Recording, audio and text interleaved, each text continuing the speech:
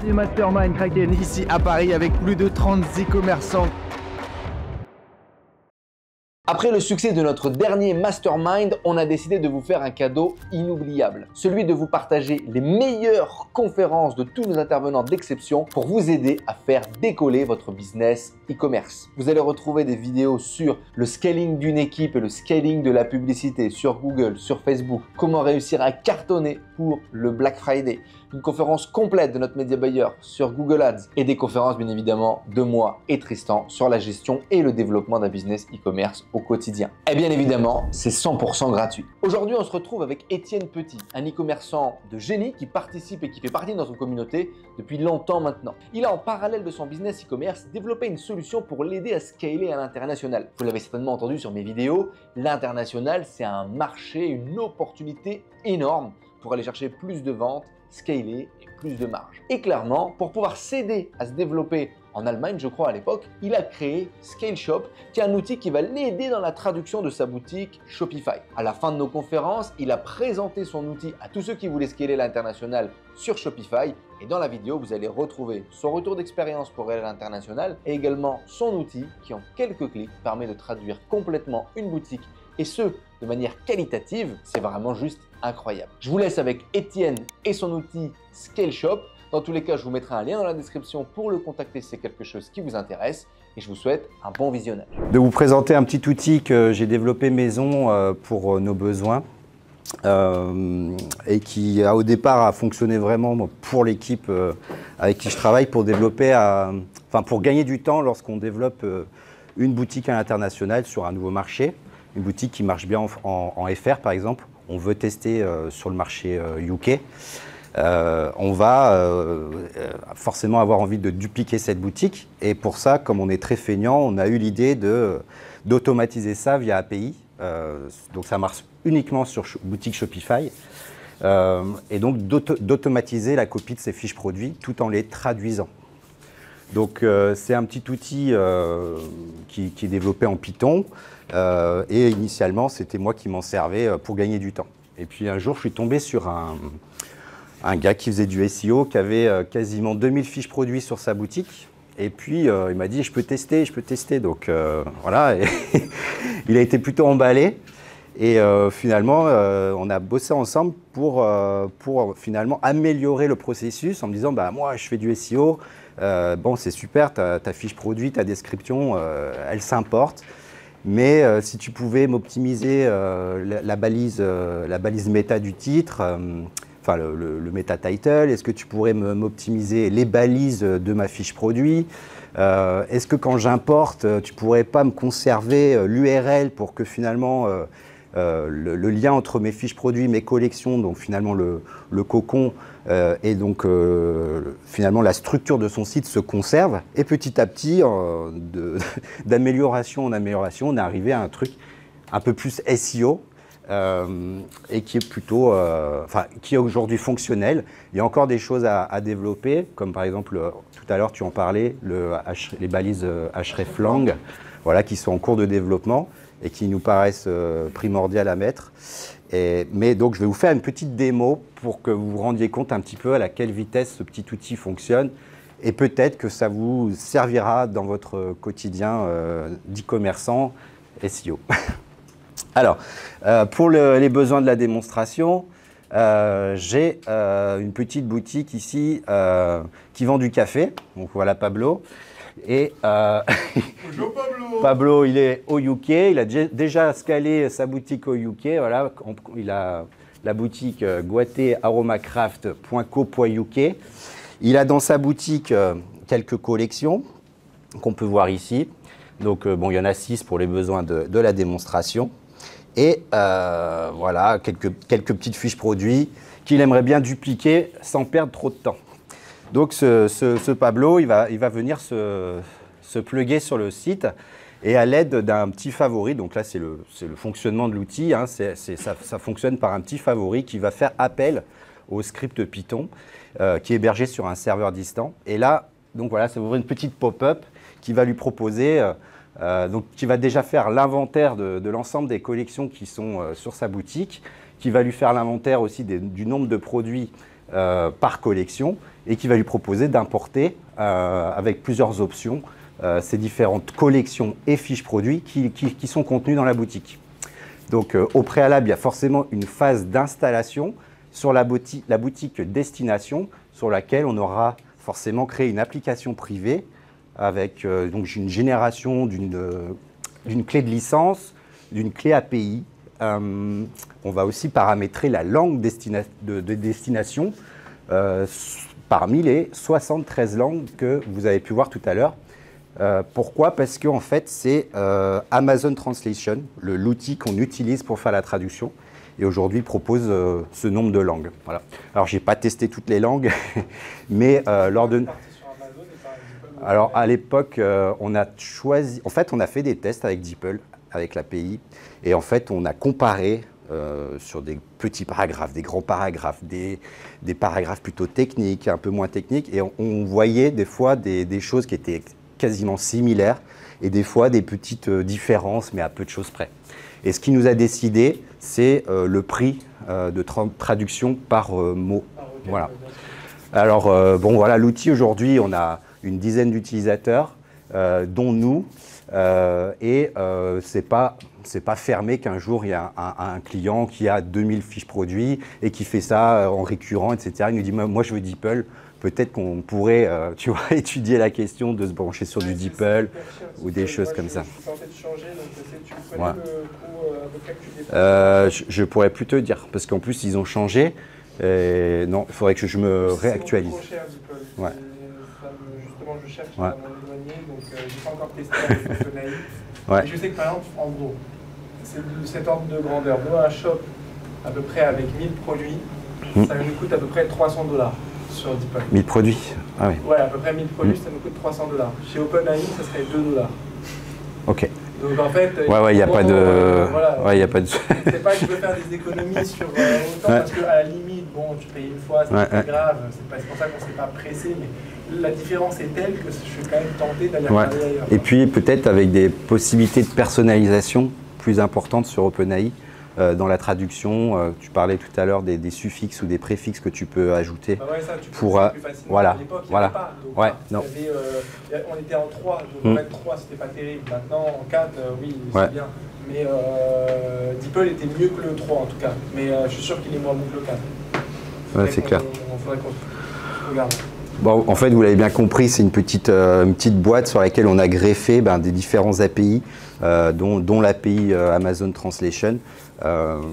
Et puis, on pourrait éventuellement adapter la petite boîte, tout simplement.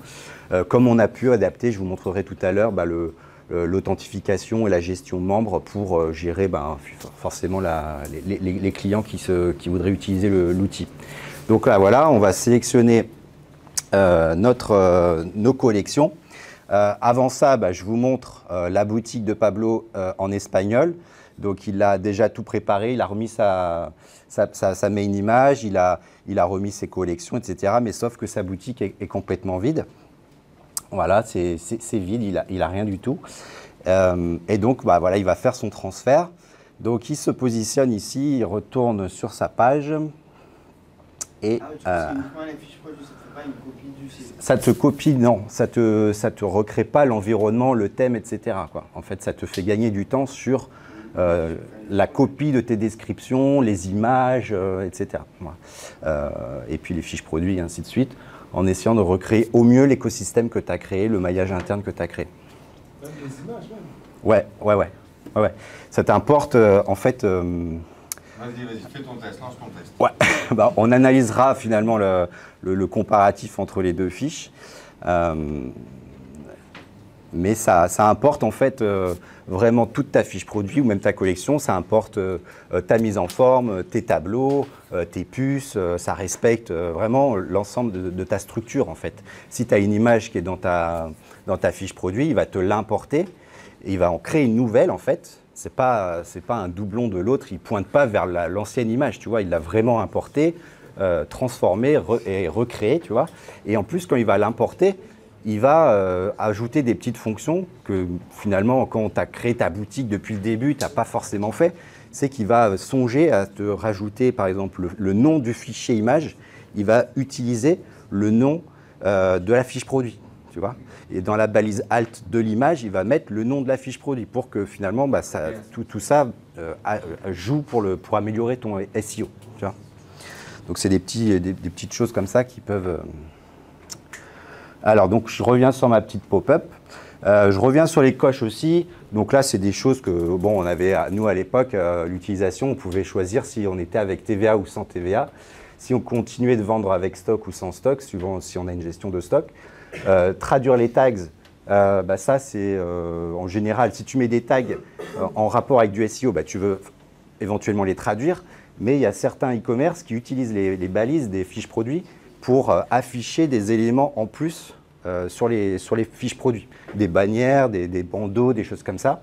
Donc bah, si tu traduis tes tags, ça peut ne pas être pertinent de le faire parce que ça va casser toute ta petite machinerie que tu auras mis en place sur... voilà. Donc c'est pour ça que ce fameux e-commerçant là, il préférait choisir ou pas. Voilà.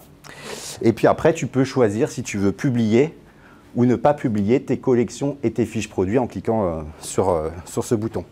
Donc là, moi, je vais le faire. Je vais cocher publier pour avoir tout de suite le rendu. Vous l'avez construit quand toi, tu es parti en Angleterre, quand toi, tu es parti en Allemagne. C'est de là que le besoin est venu. C'est ça. Donc là, je coche mes différentes collections. Et je fais ajouter. Donc là, en fait, on a un petit bar graphe par collection qui va s'afficher avec une petite barre de progression. Et bon, bah, il faut quelques secondes. Ça dépend de l'ampleur en fait des collections. Tu mets, par exemple, là, ça va prendre 30 secondes, même pas quoi. Et on va pouvoir observer sur la boutique destination bah, l'arrivée des différentes fiches produits et collections quoi.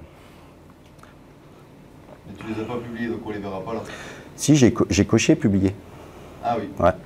Donc, quand je coche publier, les collections vont s'importer et se publier, donc sur Online Store, la channel, et aussi les fiches produits. Ouais. Ouais. Ben, il me semble, parce que j'ai eu les petits boutons stop, donc ça doit se faire. On va voir. Internet du bled. Voilà. Là, je vais rafraîchir ma page. Et voilà, il n'y a plus Internet. Merci. Ouais, là, c'est bizarre parce que d'habitude, ça marche direct. Et, quand tu fais une démonstration live, ça marche jamais. Hein. C'est la base de l'applicatif. Hein. Ouais, normalement, regardez, tout de suite, ça démarre. Ah, c'est trop bien, c'est vraiment non, mais attends, tu as le stop là qui s'est... Voilà, c'est ça, il y a le stop. Bon, bah, ça mais met... ouais, mais il s'est... Ça peut être lié à l'Internet. Là, ça veut dire qu'il est en train de gérer. Là, il y a un deuxième stop qui est apparu. Donc, il doit être en train de tourner. Ah, putain. Alors. Mais ça, c'est la beauté de la présentation directe. Hein, bon, voilà. On voit que ça commence à arriver. Il y a quelques fiches qui commencent à se positionner. Dans les collections, ça y est, il y a des choses qui apparaissent. Je suis pas sûr qu'il soit très bon, celui-là. Coffee comme characters. Il a mis café comme personnage. Du coup, là, c'est tout en français. Alors là, en fait, te fais pas avoir. En fait, c'est là, en fait, c'est les images. C'est les images des fiches produits qui étaient à la base d'un store français et que j'ai importé dans le store co.uk là. Voilà. Donc à la fin, il va te. Ouais, c'est le piège. Après, j'y ai pensé. Je me suis dit, bon, j'aurais dû mettre des images de café, simplement, tu sais, le grain, quoi. Alors, voilà. Donc là, il a terminé. Et je ne sais pas si vous avez remarqué, il a fait une petite pop-up. Alors, attends. On va aller dans téléchargement. Donc, c'est aujourd'hui, voilà. En fait, il est venu nous faire un inventaire de l'ensemble des URL qu'il a convertis. Parce que, bien sûr, on est passé d'une URL en co.uk à une URL en .es. Donc, il est venu, en fait, détecter ça et remplacer l'ancien nom de domaine par le nouveau pour recréer l'ensemble du maillage interne. Et là, on remarque, en fait, il y a quelques erreurs qui se sont passées lors de la traduction.